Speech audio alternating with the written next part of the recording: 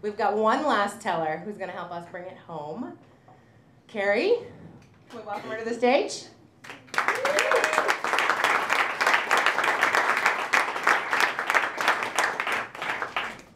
All right. Shoddy. Okay, so it was the summer between my freshman and sophomore year at Ithaca College.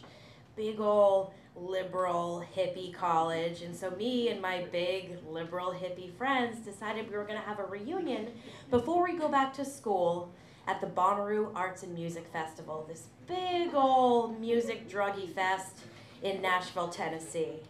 So we drive to Ithaca first, and we all meet each other, and then we drive down, and we are stoned as hell the entire drive. We are smoking for hours and hours and hours, joint after joint, bowl after bowl. By the time we reached Tennessee, our eyes were so bloodshot we looked like demons. We're like, and there's 10,000 people coming to this festival. It's huge. So of course when we get there, there's a giant police blockade, and we're all like, oh my God, the car, it's like Snoop Dogg, like total smoke in the car. We're like rolling down the windows like, we're like throwing stuff in our underwear. It's crazy. So we get to the cops, roll down the window.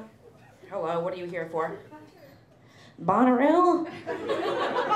And I'm sure he's seen 10,000 of cars just like us, so he's like, all right, come on through. We're like, yeah, we got it. So we get there and we get to our campground. It's a giant campground, Camp A, Camp B, it goes all the way to Z, I'm sure. It's huge. So we get out, and immediately on our right and our left, our neighbors come out and they're like, hey man, you want to smoke? We're like, yeah. So we get totally blazed with our neighbors on the right and the left of us, to the point where I don't know what campground we're at. We could be at G, we could be at Z. I don't know, man. We're having fun. So then my friend Julian, the type of guy where he wears sandals, no matter what. It could be the dead of February and he's in Birkenstocks, man. He's going all the way. Grateful Dead tea. He brings out the chocolates. But they're not just chocolates, right? They're magic mushrooms, man. You ready for a trip? I had tried them in the past, and I was feeling a little, nervous about it. I don't know. No, man. You just gotta be with the right people, man. The right environment. I'm like, all right. So, chocolates. It's good.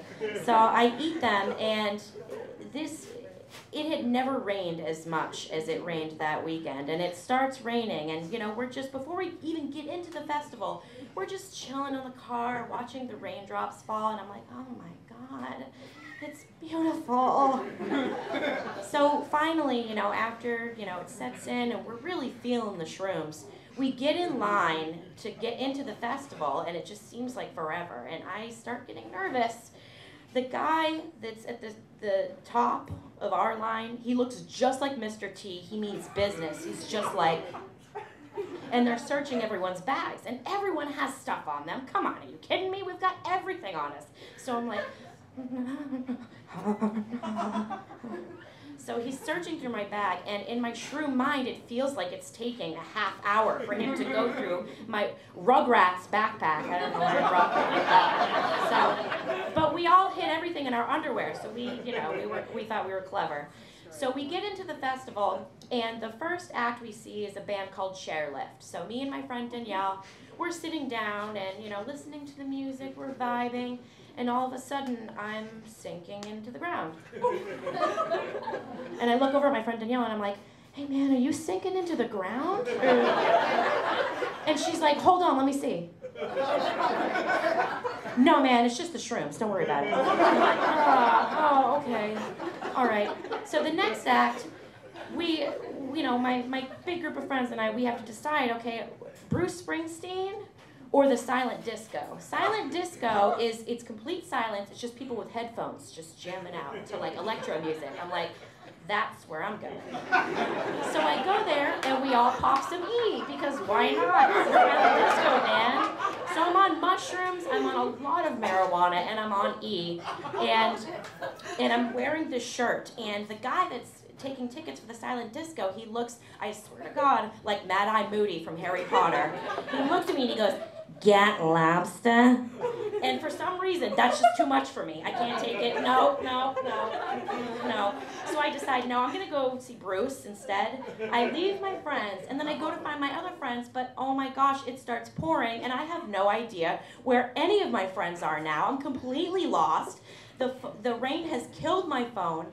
I get lost, you guys, for not 1 hour, not 2 hours. I get lost for 24 hours. 24 hours, I'm walking around this music festival, having the trip from hell, and I start having a panic attack. I'm like, I'm gonna die here. The mud has taken my shoes. My shoes are gone. I'm walking around barefoot, covered in mud, in my Gat Lobster t-shirt, and I'm like, oh my gosh, where's my friends? Is anything real anymore? Who am I? So I see someone at the medical tent, and I approach them, and I'm like, hi, my name's Carrie-Lynne Davis. I'm from Maine, but I go to Ithaca College, and I'm having a really bad trip right now, and I think I'm gonna have a panic attack. Can you help me? They bring me to the medical tent, and I sleep for a couple hours, and I come to, and I realize, okay, I gotta get out. So I go out, and I'm like, I need shoes. So I see there's this porta potty, and I'm like, oh, I gotta pee. So I run to the porta potty, open the porta potty. What do I see? A pair of Timberland boots. Men's size 11. But you bet your ass I strapped those on.